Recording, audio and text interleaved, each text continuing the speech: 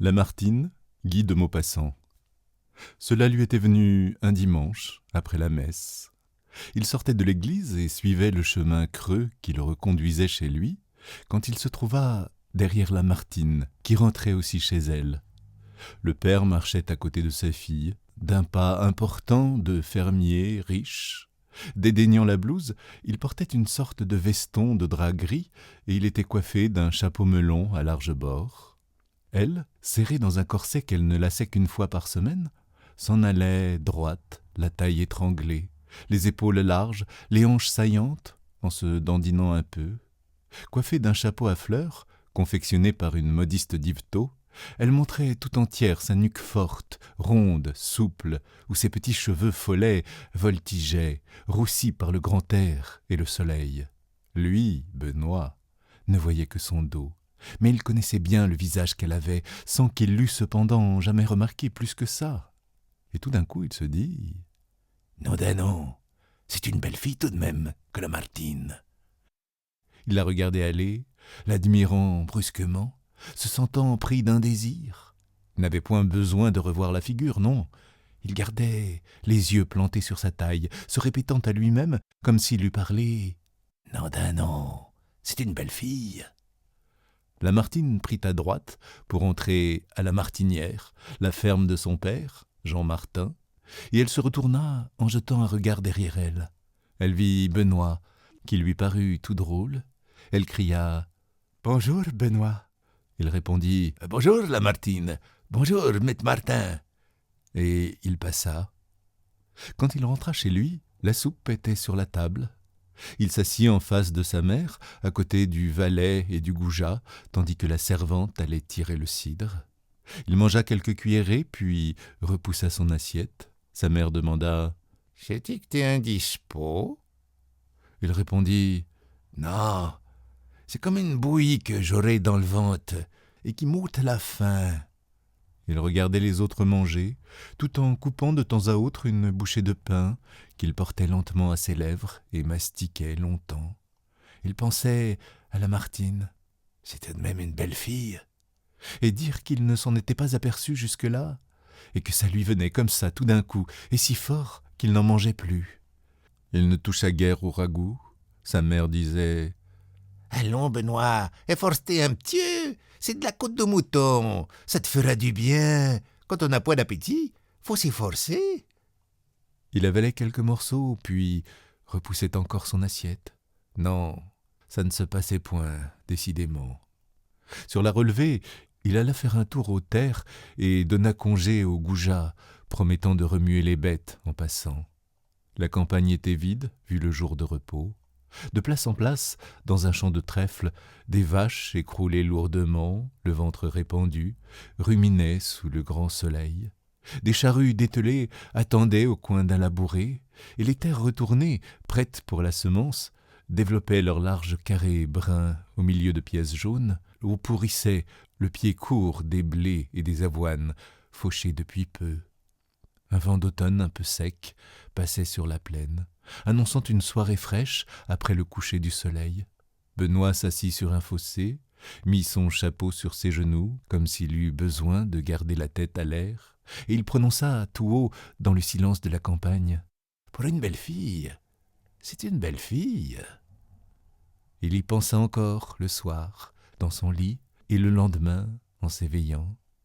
Il n'était pas triste, il n'était pas mécontent, il n'eût pu dire ce qu'il avait. C'était quelque chose qui le tenait, quelque chose d'accroché dans son âme, une idée qui ne s'en allait pas et qui lui faisait au cœur une espèce de chatouillement. Parfois, une grosse mouche se trouve enfermée dans une chambre, on l'entend voler en ronflant, et ce bruit vous obsède, vous irrite. Soudain, elle s'arrête, on l'oublie, mais tout à coup, elle repart, vous forçant à relever la tête. On ne peut ni la prendre, ni la chasser, ni la tuer, ni la faire rester en place. À peine posée, elle se remet à bourdonner. Or, le souvenir de Lamartine s'agitait dans l'esprit de Benoît comme une mouche emprisonnée. Puis un désir le prit de la revoir. Il passa plusieurs fois devant la martinière et l'aperçut enfin étendant du linge sur une corde entre deux pommiers. Il faisait chaud. Elle n'avait gardé qu'une courte jupe, et sa seule chemise sur sa peau dessinait bien ses reins cambrés quand elle levait les bras pour accrocher ses serviettes. Il resta blotti contre le fossé pendant plus d'une heure, même après qu'elle fût partie, et s'en revint plus hanté encore qu'auparavant. Pendant un mois, il eut l'esprit plein d'elle, il tressaillait quand on la nommait devant lui. Il ne mangeait plus, il avait chaque nuit des sueurs qui l'empêchaient de dormir. Le dimanche, à la messe, il ne la quittait pas des yeux. Elle s'en aperçut et lui fit des sourires, flattée d'être appréciée ainsi. Or, un soir, tout à coup, il la rencontra dans un chemin. Elle s'arrêta en le voyant venir. Alors il marcha droit sur elle, suffoqué par la peur et le saisissement, mais aussi résolu à lui parler. Il commença en bredouillant. « Voyez-vous, Lamartine, ça ne peut plus durer comme ça. » Elle répondit, comme en se moquant de lui. « Qu'est-ce qui ne peut plus durer, Benoît ?» Il reprit. « Que je pense à vous tant qu'il y a d'heures au jour. » Elle posa ses poings sur ses hanches. « C'est pas moi qui vous force ?» Il balbutia.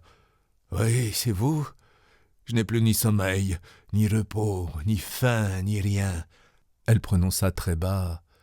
« Qu'est-ce qu'il faut alors pour vous guérir de ça ?» Il resta saisi, les bras ballants, les yeux ronds, la bouche ouverte. Elle lui tapa un grand coup de main dans l'estomac et s'enfuit en courant. À partir de ce jour, ils se rencontrèrent le long des fossés, dans les chemins creux, ou bien au jour tombant, au bord d'un champ, alors qu'il rentrait avec ses chevaux et qu'elle ramenait ses vaches à l'étable. Il se sentait porté, jeté vers elle par un grand élan de son cœur et de son corps.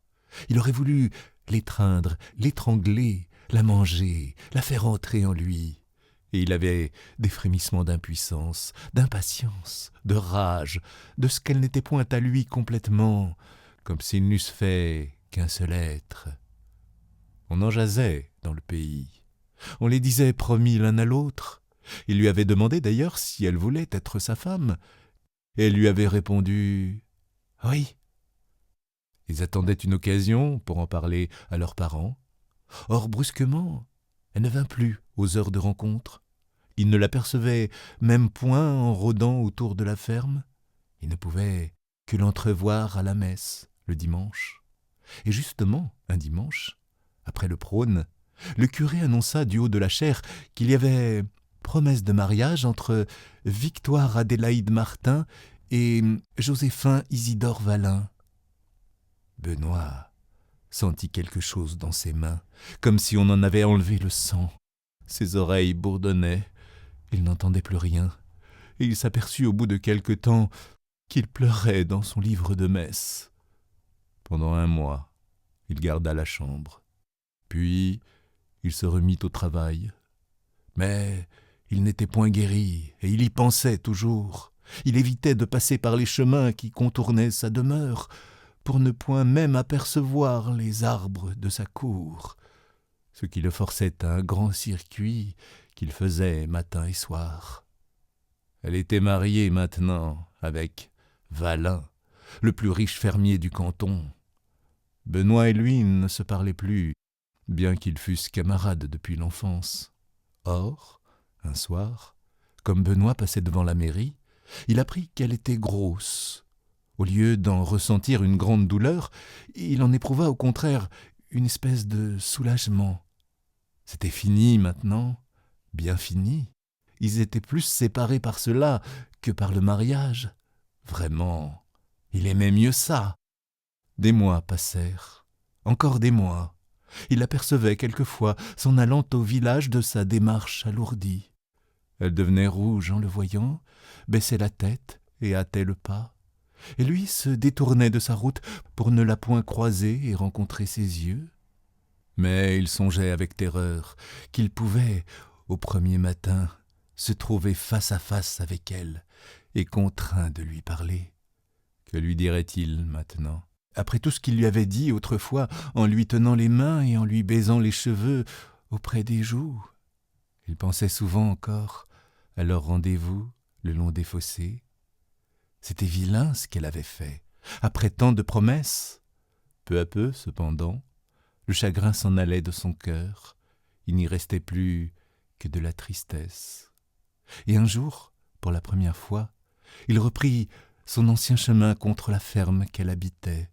Il regardait de loin le toit de la maison. C'était là-dedans qu'elle vivait avec un autre.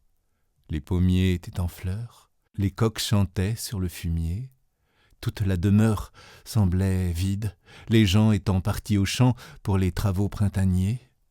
Il s'arrêta près de la barrière et regarda dans la cour. Le chien dormait devant sa niche.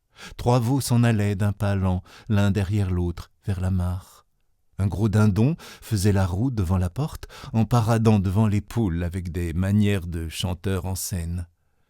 Benoît s'appuya contre le pilier, et il se sentit soudain repris par une grosse envie de pleurer.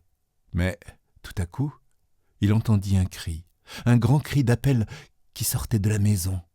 Il demeura éperdu, les mains crispées sur les barres de bois, écoutant toujours. Un autre cri, prolongé, déchirant, lui entra dans les oreilles, dans l'âme et dans la chair. C'était elle qui criait comme ça. Il s'élança, traversa la prairie, poussa la porte, et il la vit, étendue par terre, crispée, la figure livide, les yeux hagards, saisi par les douleurs de l'enfantement. Alors il resta debout, plus pâle et plus tremblant qu'elle, balbutiant « Me v'là, Lamartine !» Elle répondit en haletant « Oh, ne me quittez point, Benoît !» Il la regardait, ne sachant plus que dire, que faire. Elle se remit à crier « Oh, ça me déchire, oh, Benoît !» Et elle se tordait affreusement. Soudain, un besoin furieux envahit Benoît de la secourir, de l'apaiser, d'ôter son mal. Il se pencha, la prit, l'enleva, la porta sur son lit, et, pendant qu'elle geignait toujours, il la dévêtit, enlevant son caraco, sa robe, sa jupe. Elle se mordait les poings pour ne point crier. Alors, il fit comme il avait coutume de faire aux bêtes, aux vaches, aux brebis, aux juments. Il l'aida, et il reçut dans ses mains un gros enfant qui geignait. Il l'essuya, l'enveloppa d'un torchon qui séchait devant le feu, et le posa sur un tas de linge à repasser, demeuré sur la table. Puis il revint à la mère. Il la mit de nouveau par terre, changea le lit, la recoucha. Elle balbutiait « Merci, Benoît, t'es un brave cœur. » Elle pleurait un peu, comme si un regret l'eût envahi. Lui, il ne l'aimait plus du tout. C'était fini. Pourquoi? Comment? Il n'eût pas su le dire. Ce qui venait de se passer l'avait guéri mieux que ne l'aurait fait 10 ans d'absence. Elle demanda, épuisée et palpitante, « Qu'est-que c'est ?» Il répondit d'une voix calme, « C'est une fille qui est bien avenante. » Ils se turent de nouveau. Au bout de quelques secondes, la mère, d'une voix faible, prononça « Montre-la-moi, Benoît. » Il alla chercher la petite, et il la présentait comme s'il eût tenu le pain béni, quand la porte s'ouvrit et Isidore Vallin parut. Il ne comprit point d'abord, puis, soudain, il devina. Benoît, consterné, balbutiait « Je passais comme ça, quand j'ai entendu qu'elle criait, et je suis venu. Maintenant, fond, Vallin. » Alors, le mari, les larmes aux yeux, fit un pas, prit le frêle moutard que lui tendait l'autre, l'embrassa, demeura quelques secondes suffoqué, reposa l'enfant sur le lit, et, présentant à Benoît ses 2 mains, « Top là, Benoît. Maintenant, entre nous, vois-tu, tout est dit. Si tu veux, serons une paire d'amis. Mais là, une paire d'amis. » Et Benoît répondit « Je veux bien, pour sûr, je veux bien. »